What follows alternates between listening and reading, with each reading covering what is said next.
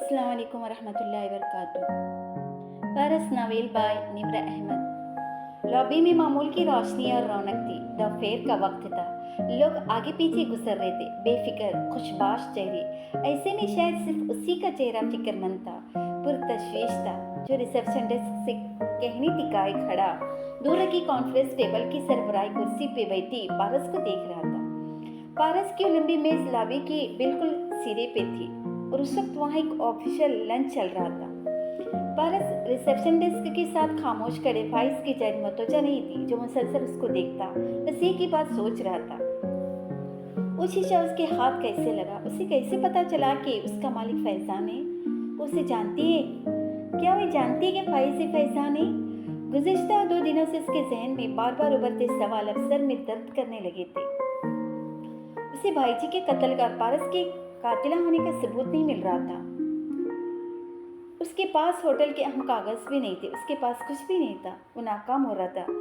सब बहुत मुश्किल लग रहा था। उस सारे मसले का एक ही हल था, जो काम वो सुबह जंगल में अधूरा छोड़ आया था, अब पूरा कर दे। एक दफ़ा पारस मर जाए और सब हत्या लेगा, भला फिर कौन उससे अब सवेरा आपा को होटल से निकालने की जुरात कर सकेगा? तनवीर को की जाने वाली रकम ट्रांसफ़र के सबूत को उन्हें ब्लैकमेल करने के लिए इस्तेमाल कर सकता है। ये उनका मुंह बंद हो जाएगा। पारस मर जाए, सब ठीक हो जाएगा। वो स्नेहित पे पहले ही पहुंच चुका था। आज वो फैसला करके आया था। उसने लंबी टेबल की सरबराही कुर्सी पे बैठी पारस उसके मेहमानों को देखा और फिर उनके सामने खाली बर्तनों को। खाना लगने वाला था। ऑर्डर दिए 20 मिनट हो चुके थे और किसी भी वक्त सर्विंग शुरू होने वाली थी। फैजान मुड़ा और तेज से कदमों से रेस्टोरेंट की तरफ बढ़ा। वहां से होटल के किचन में आया। उधर मामूल से ज्यादा अफरा तफरी फैली थी। हेड वेटर सारे में बोलता डांटता फिर रहा था। बार बार मिसेस पारस की टेबल के ऑर्डर को दोहराया जा रहा था। सब तैयार थे। शेफ ने सूप का बड़ा हुआ प्याला सजा कर ट्रे में रखा। जो वेटर उसे उठाने के लिए आगे आया, फैजान को देखकर रुका। पानी नहीं रखा आपने? उसने भ्रमी से वेटर को मुखातिब किया। फौरन मुस्तैदी से पलटा। बस 5 सेकंड के लिए सूप वाली ट्रे के गिर्द फाइज के सिवा कोई नहीं रह गया। उसने तेजी से जेब से एक नन्ही शीशी निकाली और सामने सबको देखते हुए शीशी सूप में उल्टी और वापस जेब में रख दी। गरम भाप उड़ाते सूप में वो फौरन घुल मिल गई। वेटर पानी लेकर वापस आया। ए मैडम, पारस को ऑर्डर था, वो सब जानते थे।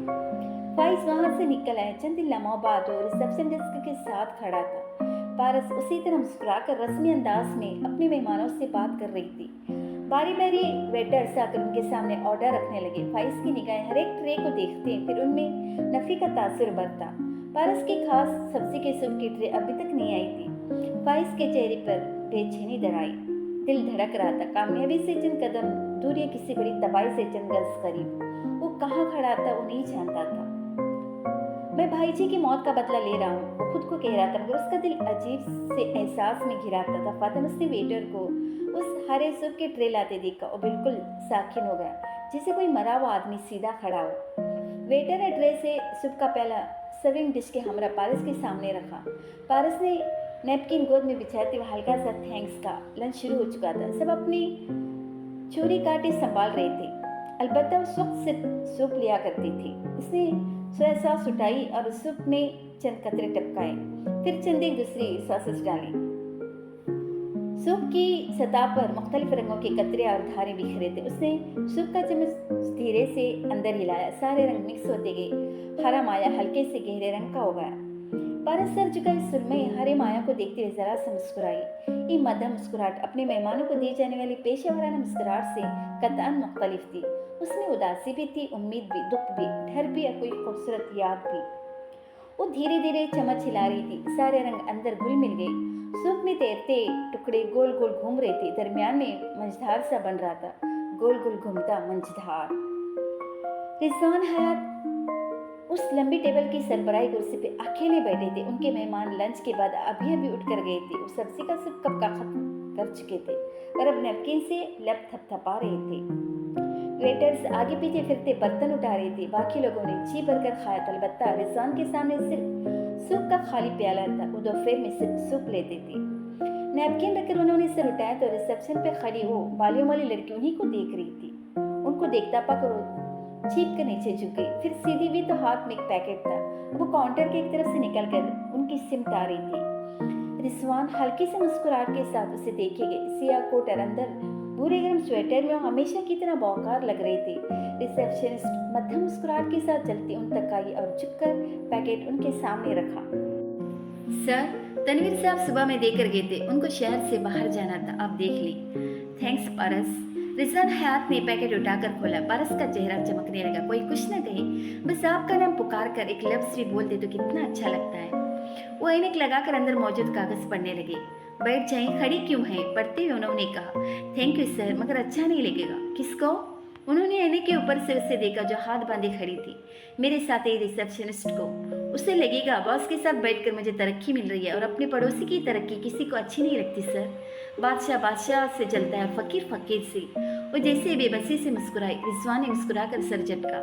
जब आप हमारे रिसेप्शनिस्ट होती है तो बहुत अच्छी बातें करती हैं, और जब नहीं होती तो सिर्फ बातें करती हैं, और वो जो अच्छी नहीं होती। वो कागज़ पे निगाहें दौड़ाते कह रहे थे, मैंने फैसला कर लिया है सर। वो बोली तो उसका पूरा चेहरा ग्लो करने लगा। मैं बदलना चाहती हूँ। मैं लोगों के हाथों मजीद एक्सप्लॉइट नहीं होना चाहती।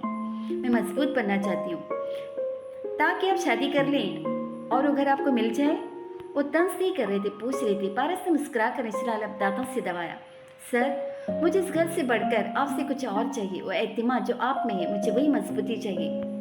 मगर आप तो कहती हैं कि मैं खुद को नहीं बदल सकता, तो आपको कैसे बदलूंगा? आप भी बदल जाएंगे, क्योंकि कोई पेंटर ऐसा नहीं होता जो किसी तस्वीर में रंग भरे और उसके अपने हाथों पे रंगों के निशान न पड़े। और ऐसा कभी नहीं हो सकता कि आप किसी के ऊपर इत्तर की पूरी बोतल उंडेल दें और आपके अपने हाथ न महके। अच्छा, वाकई? रिजवान हयात ने दिलचस्पी से उसे देखा।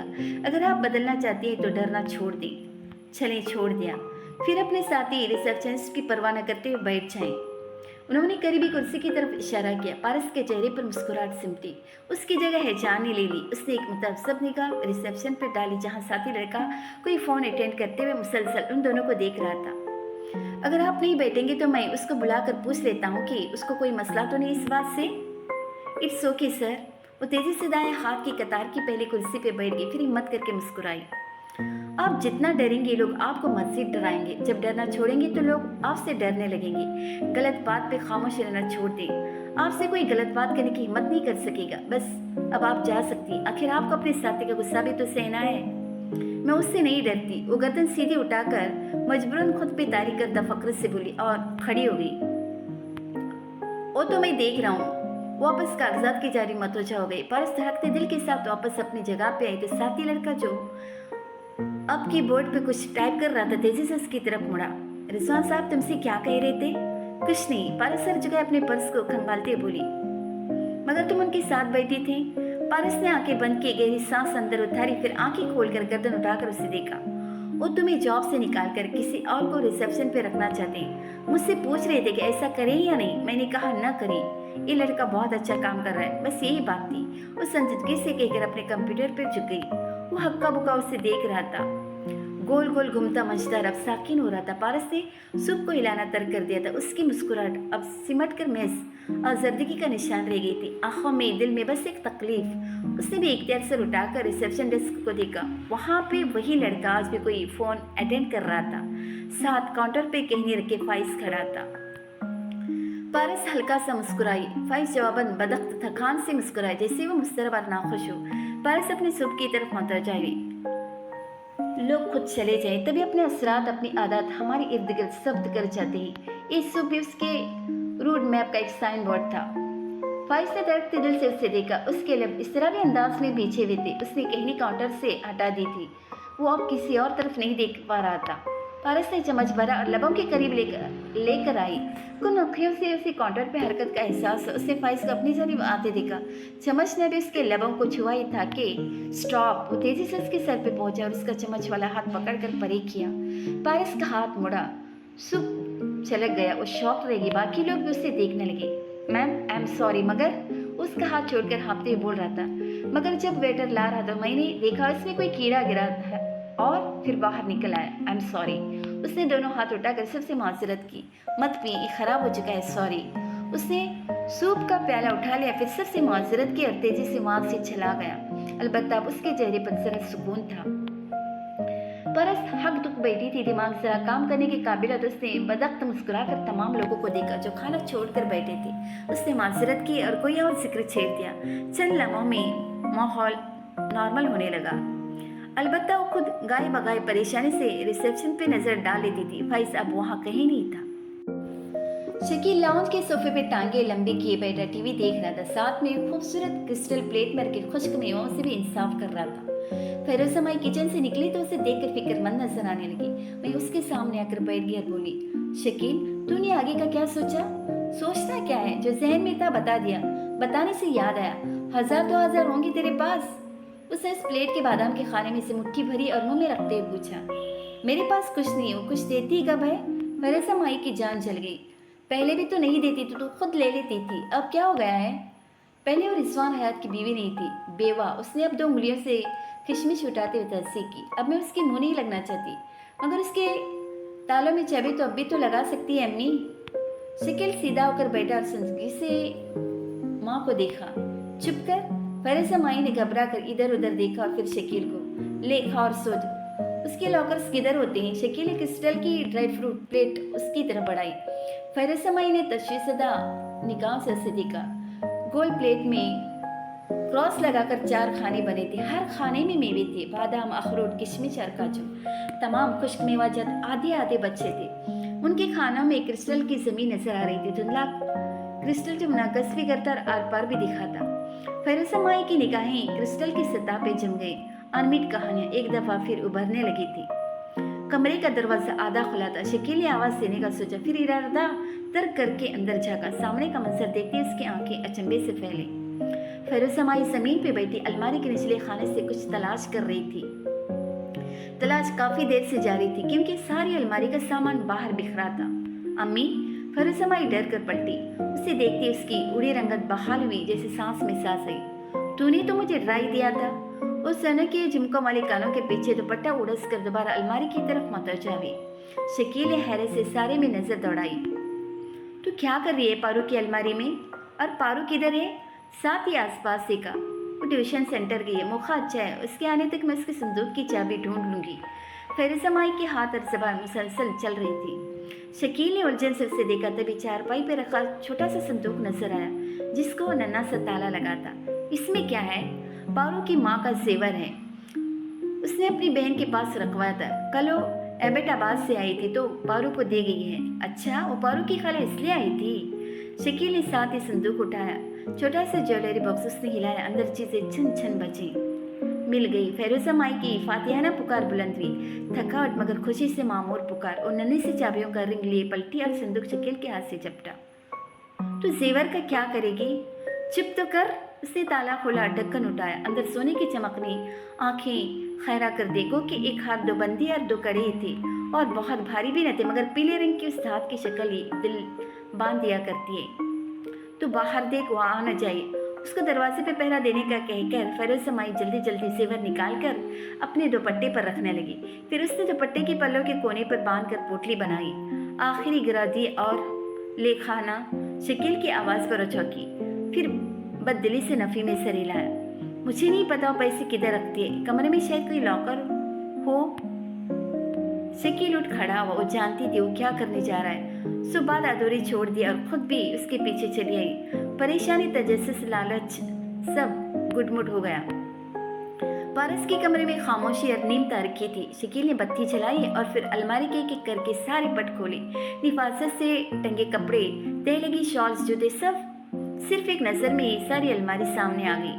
शायद आधा मिनट भी नहीं हुआ जब शकील को निचले जूतों के खाने में सेफ नजर आया। वो पंजों के बल झुका और सेफ को बाहर निकालना चाहा, मगर वहाँ नस्ब था। उसने झुके झुके उसके दरवाजे पर हाथ फेरा। वहाँ 0 से 9 तक 10 हिस्से बने थे और साथ छोटी सी स्क्रीन। ये कैसे खुलेगा? फरीसा माई उसके पुष्प पे झुकी तशवीश से देख रही थी। इसका पासवर्ड लगाना पड़ेगा। तुझे पता है पासवर्ड क्या है? शकील ने नंबर्स पर हाथ फेरते हुए पूछा। मैं बताऊं पासवर्ड? वो दोनों करंट खाकर पलटे। दरवाजे में पारस खड़ी थी, सीने पे बाजू लपेटे, कंधे पर पर्स, चेहरे पर सुकून और आंखों में सर्द मेरे। शकील थूक निकलते हुए मुश्किल उठा। फरीसा माई का चेहरा फक हो चुका था। वो फरीसा माई ने कुछ कहना चाहा, पारस ने हाथ उठाकर रोका। किसी झूठ की जरूरत नहीं, ये मेरी खाला के संदूक का ताला नहीं है जिसे तुम दोनों खोल लोगे। वो अंदर आई और पर्स उतार कर सिंगार मेज पर रखते हुए बोली, इसलिए मेरा तुम दोनों के लिए एक मशवरा है।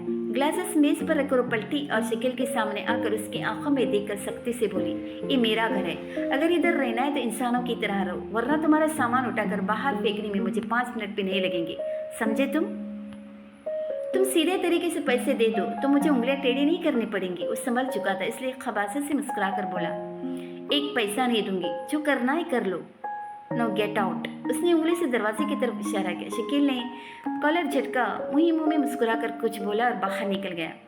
फैरोसमाई पारस से निगाह मिलाए बगैर जाने के लिए मुड़ी तो उसने उसे कहने से थाम कर रोका, अपने बेटे को समझा दो, वरना तुमने ही कहा था कि पारस ने रिजवान हयात को मारा है तो याद रखो, अगर मैं रिजवान हयात को मार सकती तो तुम्हारा बेटा क्या चीज़ है?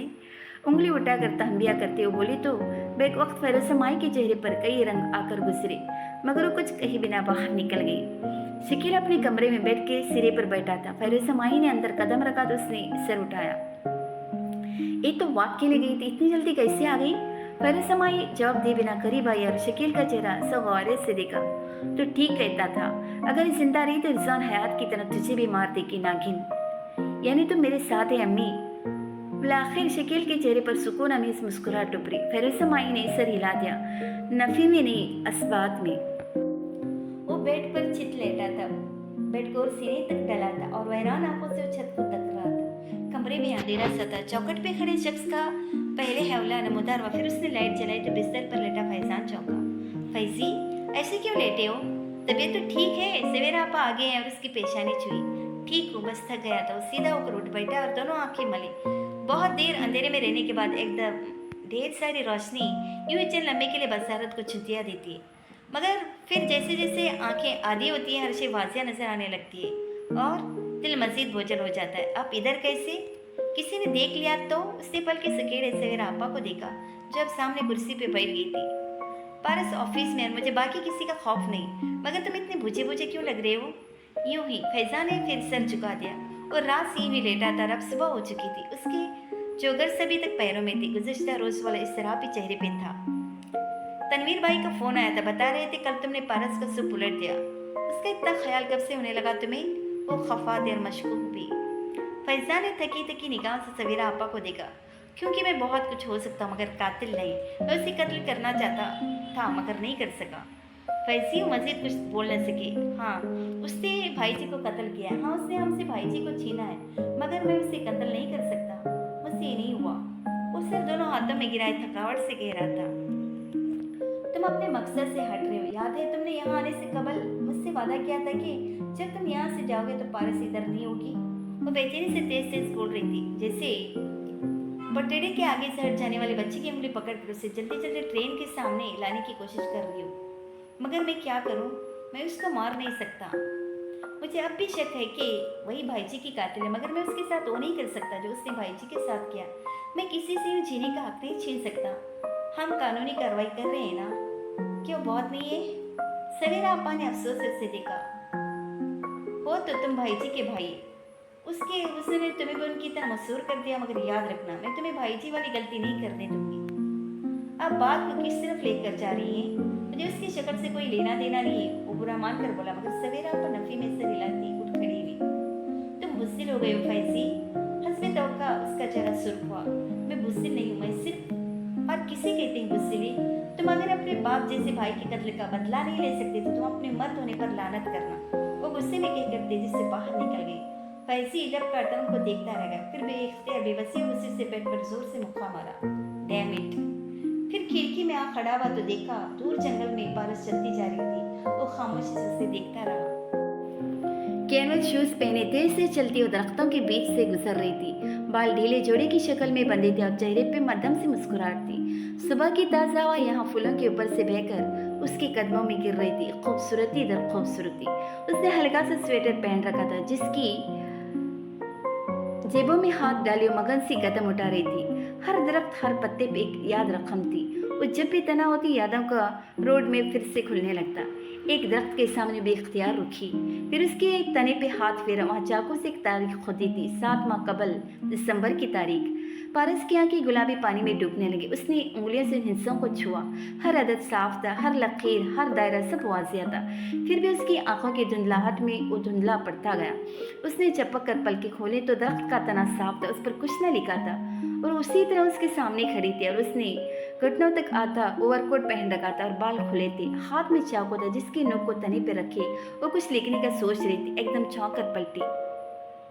पीछे रिजवान खड़े थे, जेबों में हाथ डाले, हुड वाला जैकेट पहने मुस्कुराते, दरख्त से टेक लगाकर उसे देखते हुए। आप मेरा पीछा कर रहे थे? वो मुस्कुराहट दबाकर खफकी से बोली। नहीं, मैं ये देखना चाह रहा था कि आप लिखना जानती हैं या नहीं और किस नतीजे पर पहुंचे आप। यही कि आप नहीं जानती, वरना इतनी देर चाकू पकड़े बेकार न खड़ी रहती। पारस ने बमुश्किल मुस्कुराहट रोकी। मैं सोच रही थी कि क्या लिखूं, मगर अभी फैसला नहीं कर पाई। वैसे मुझे पता था कि आप जरूर आएंगे। वो दोनों आमने सामने दरख्तों के बीच खड़े थे। पिछले 4 दिन से हम इकट्ठे वॉक कर रहे, इसलिए मुझे भी मालूम था कि आप मेरा इंतजार करेंगी। मुझे वॉक की आदत नहीं, मगर मैं हर दफा वो घर देखने आती हूँ जो आप मुझे गिफ्ट करने जा रहे हैं। आपकी अब शरारत से मुस्कुरा रही थी। रिजवान ने जेबों में हाथ डाले कंधे उच गए। कल मैंने वो घर खरीद लिया है। अब बताएं कब है आपकी शादी? नहीं सर, वो तो महज एक मजाक था। पारस की मुस्कुराहट गायब हुई। आंखों में हैरत उतरी और फिर परेशानी। मैं मजाक नहीं कर रहा था और मैं इस तरह के मजाक नहीं करता। मगर सर, ओ गॉड, आपने वो घर खरीद लिया मेरे लिए? उसकी तो जैसे सांस रुक गई थी। रिजवान ने मुस्कुराकर सर को खम दिया। मैंने आपसे वादा किया था, मगर उस वादे की एक शर्त भी थी, आप शादी जरूर करेंगी। पारस लब काटते उन्हें देखने लगी। भूमि पीछे वो परेशान नजर आ रही थी। सर, मैं ये घर, इतना बड़ा गिफ्ट मैं नहीं ले सकती। वो चलते उसके करीब आया और बिल्कुल सामने आ रुकी। कल आपने कहा था कि जब से आप मेरे साथ वॉक करने लगे आप में एतमाद आ रहा है, आप अच्छा महसूस करिए। पारस, वो एतमाद अगर मेरा दिया तोहफा है और आप वो कबूल करती हैं तो वो इस घर से बड़ा तोहफा है, क्योंकि खुद पे एतमाद एक ऐसी चीज़ है जो आप पैसे से नहीं खरीद सकते। पारस की आंखों में उदासी उतरी। उसने पलकें झुका दी। मैंने आपसे वादा किया था कि मैं शादी करूंगी, मगर शायद मैं शादी करना ही नहीं चाहती। कोई छोड़कर चला गया था जिसका इंतजार कर रही है? उन्होंने आंखें सुकेरे बगौर उसके झुके सर को देखा। नहीं, ऐसा नहीं है। पारस से चौंक कर चेहरा ऊपर किया। अलबत्ता उसके चेहरे पर कई रंग आकर गुजरे थे। तो फिर जिंदगी का फैसला कर ले, वरना बहुत देर हो जाएगी। आप मेरे बारे में इतनी फिक्रमंद क्यों रहते हैं? उसने पूछा तो उसकी आवाज़ में जमानों की उदासी थी। मुझे आप में अपना आप नजर आता है, अपनी जवानी, और मुझे अफसोस होता है कि उस वक्त मैंने शादी क्यों नहीं की। इसलिए चाहता हूँ कि मेरी गलती आप न दोहराएं। तो आप अब कर लें शादी। उसके लबों से बेख्तियार फिसला। इस उम्र में मुझसे कौन करेगा शादी? वो हल्के से मुस्कुराए। अरे, उसकी आंखें हैरत से फैली। आप रिजवान हयात है, आपसे तो हजारों लड़कियां शादी करने पर राजी होंगी, मगर उन हजारों में से एक भी मेरी दौलत के बजाय मेरी जात से मोहब्बत नहीं करती होगी। मुझे कोई ऐसी बीवी नहीं चाहिए जो मेरे मरने का इंतजार करे, ताकि तब वो सारी दौलत समेट कर अपने किसी चाहने वाले के साथ चली जाए। मुझे ऐसी बीवी चाहिए जो मेरी साथी हो। वो जैसे ईसाई शादी के वक्त अहद लेते हैं ना कि एक दूसरे के साथ ही रहेंगे, इन सीकनेस एंड इन हेल्थ, बल्कि वैसे ही सेहत और बीमारी में साथ रहने वाली चाहिए मुझे। कोई तो मिली होगी ऐसी। वो चंद लम्हे खामोशी से उसे देखते रहे, फिर दोबारा मुस्कुराए, मगर उदासी से। हाँ मिली, मगर बहुत देर से। क्या मतलब? उसने भुएं सुकेले। ऐसा करें, या आज की तारीख लिख ली। उन्होंने दरख्त की तरफ इशारा किया, क्योंकि आज के दिन ही मुझे एहसास हुआ कि मुझे कितनी देर से मिली। मगर पहले आप बताएं, अगर एक औरत आपके साथ मुखलिस है तो उसको प्रपोज करने से क्या चीज़ आपको रोक रही है? वो नाराज़ी से बोली, जैसे दिमाग वहीं अटका था। रिजवान हयात की मुस्कुराहट गहरी हुई, उदासी बढ़ी। उसके हाथ में पकड़ा चाकू धीरे से बोले, और चाकू बिना आवाज के जमीन पे जा गिरा। पारस की सांस रुकी, आंखों में बेयकीनी उतरी, वो बिल्कुल साख्त हो गई थी। आई एम सॉरी, मुझे आपको ये कभी नहीं बताना चाहिए था। वो मजीद उसकी तरफ देखे बिना पलट गई। वो हक्का बुक्का उन्हें ज्यादा देखती रही। दिलो दिमाग सुन होकर रह गए थे। वो दरख्तों के बीच दूर जाते नजर आ रही थी। उनकी जैकेट की हुड हवा से होली होली झूल रही थी। पारस ने उन्हें आवाज देनी चाहिए, मगर हलक में कांटे उग गए। उस सर्दी में यूं बर्फ का बुत बनी खड़ी रही। फिर कितनी देर बाद उसने झुककर चाकू उठाया, पलट कर तने पे हिंसे खोदने लगी। जो भी था, उस शख्स की बात नहीं टाल सकती थी। क्या कोई खास तारीख है? आवाज पर पारस डर कर पलटी। मासी का फंसे लम्हे भर में गायब हो गया था। उसके पीछे शुजा खड़ा था। वो पुरानी यादें इतनी उलझी हुई थी कि ठीक से रद्द अमल भी न जाहिर कर सके। शुजा को देखा, इर्द गिर्द दरख्तों को और वापस खुदे हुए तने को। तुम रो रही हो पारस? शुजा के दूसरे फिक्रे ने उसे मुकम्मल तौर पर माजी से खींचकर बाहर निकाला। उसने भी इख्तियार हथेली की पुष्ट से आंखें साफ की। हाँ, दरअसल ये तारीख, ये वो दिन था जब रिजवान ने मुझे प्रपोज किया था। जवाब देते वो खुद को संभाल चुकी थी। शुजा ने सर को हल्का सा खम दिया और खामोश हो गया। तुम इधर कैसे? पारस ने अतराफ में निगाह दौड़ाई। सब सुनसान पड़ा था। प्लीज ये मत कहना कि तुम इत्तेफाक से मुझसे टकराए हो। अफजल बाबा ने बताया था कि तुम वॉक के लिए गई हो, इसलिए तुम्हें ढूंढने आया। अब तो मैं वापस आने वाली थी। तुम्हें मुझे ढूंढने का ख्याल इतनी देर से क्यों आता है शुजा? वो उसी दरख्त के तने से टेक लगाए सीने पर बाजू लपेटे खड़े संजीदगी से पूछने लगी, और तुम मुझसे हमेशा नाराज क्यों रहती हो? नाराज उनसे हुआ जाता है जिन पर मान होता है कि मना लेंगे और हम मान जाएंगे, और जिस पर से सारा एतबार उठ जाता है उससे कोई नाराज नहीं होता। मैंने तुम्हारा एतमाद तोड़ा है, तुमने मेरा? वो ब्राह्मी से पूछने लगा। मैं तो तुम्हें फोन भी करता था, खत भी लिखता था, मगर तुमने मना कर दिया। तुम मुझ पर चीखती चिल्लाती थी कि मैं ये सब नहीं किया करूं। पारस एक लम्हे को बिल्कुल चुप हो गई, अलबत्ता उसकी आंखों में दुख भरा था। ठीक है, अगर तुम पुराने खाते खुलवाना ही चाहते तो सुनो। वो बोली तो उसकी आंखों में दुख के साथ साथ अंगारे चलने लगे। मैं कहती थी छत पे न मिलो, तुम कहते थे तुम मुझसे मिलना नहीं चाहती। क्या तुम इतने बच्चे थे सुजा के तुम्हें एहसास न हुआ कि यूं छत पर मिलना, यूं खत फोन, ये सब मेरी बदनामी का बास बन सकता था? मैं कमजोर और गरीब लड़की थी। तुम मुझ पर एतबार तो करते। मैं तुम्हें बदनाम न होने देता, सारी दुनिया से लड़ता तुम्हारे लिए अगर तुम साथ होते। वो बात काटकर उसी मजबूती से बोला, मेरी दुनिया भाई और अम्मी, राफिया और तुम्हारी माँ बहनों पे खत्म हो जाती थी। शुजा, तुम उनसे लड़ नहीं सके, उनके सामने मुझे बेइज्जत और रिस्वा होने से नहीं रोक सके, और तुम दुनिया से मेरे लिए लड़ते। बोलते बोलते उसकी गर्दन की नसी उभर आई थी, आंखों से चिंगारियां निकल रही थी, मगर वो खौफ नहीं हुआ था। तुम मेरे साथ खड़ी तो होती, मुझे कभी कहा तो होता कि मेरा इंतजार करोगी। क्या मैं इतना बेइतबार था तुम्हारे लिए? इंतजार? उसके मुंह पे तो गोया तमाचा पड़ा। तुम लोगों ने अपना वो घर बेच दिया और किसी दूसरे मोहल्ले में शिफ्ट हो गए, बताया भी नहीं कि किधर जा रहे हो। मैंने तो कोई दावा नहीं किया था, मगर तुमने दावे किए थे। तुम वापस क्यों नहीं आए? उन 8 सालों में एक दफा भी तुम पाकिस्तान नहीं आए क्या? आया था, मगर तुम लोग भी तब वो घर छोड़कर जा चुके थे। हमारे नहीं घर का पता खानदान में सबको मालूम था। क्या तुमने किसी से पूछा? अम्मी ने कहा था कि तुम लोगों ने पता किसी को नहीं। तुम अपनी अम्मी को जानते थे शुजा, तो तुमने उनके अलावा किसी और से क्यों नहीं पूछा? शुजा लम्हे पर को बिल्कुल खामोश हो गए। उससे लगती आंखें लिए उसके सामने खड़ी सारी हिसाब मांग रही थी।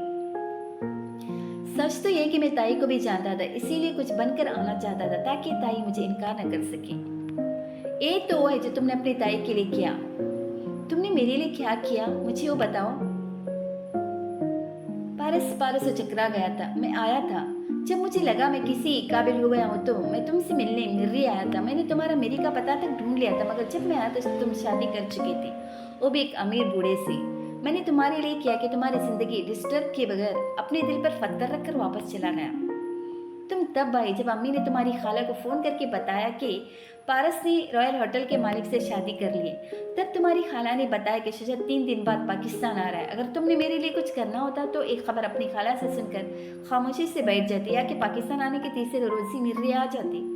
शुजा की लबों पर तलक मुस्कुराहट उभरी। तो तुम जानती थी मैं आया था? हाँ, तुम्हारी खाला से खैर समाई का राब्ता उस शादी के बाद शुरू हुआ था, मगर कायम अभी तक है। उनसे हर खबर हमें मिल जाती है। हमें ना कुछ पूछना पड़ता न पूछने की ख्वाहिश है। वो चबा चबा कर बोली।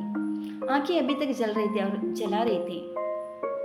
मैं ये देखने आता कि खाला ने झूठ क्यों बोला, क्योंकि मुझे यकीन नहीं आता कि तुम यूं किसी और से शादी कर सकती हो, बल्कि यूं कहो कि तुम मुझसे हिसाब मांगने आए थे। मगर मेरे शोहर की दौलत और मर्तबा देखकर मरूब होकर खामोशी से चले गई। वो सज़ा मुस्कुराई। शुजा की पेशानी पर बल पड़े। पारस, तुम हर किसी को दौलत का लालची क्यों समझती हो? क्या हो शुजा, मेरे पास तुम्हारे लिए कुछ नहीं है। उसने जवाब देने की बजाय उतार से रुख फेर लिया। वो चंद साथ ही वहीं खड़ा रहा, फिर खामोशी से वापस पलट गया। पारस अपने सामने दफ्तर पर कुंदा तारी को देखती रही। आंखों में जलती सिलकती चिंगारियां अब किरचियों में तब्दील हो गई थी।